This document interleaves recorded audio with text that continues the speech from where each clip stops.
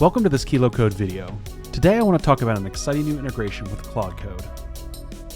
If you're following Claude Code releases, you'll know we recently added Claude Code as a provider for Claude Code. This is really exciting for folks who might already have a Claude subscription and want to be able to use those credits alongside the power of Claude Code's agentic AI.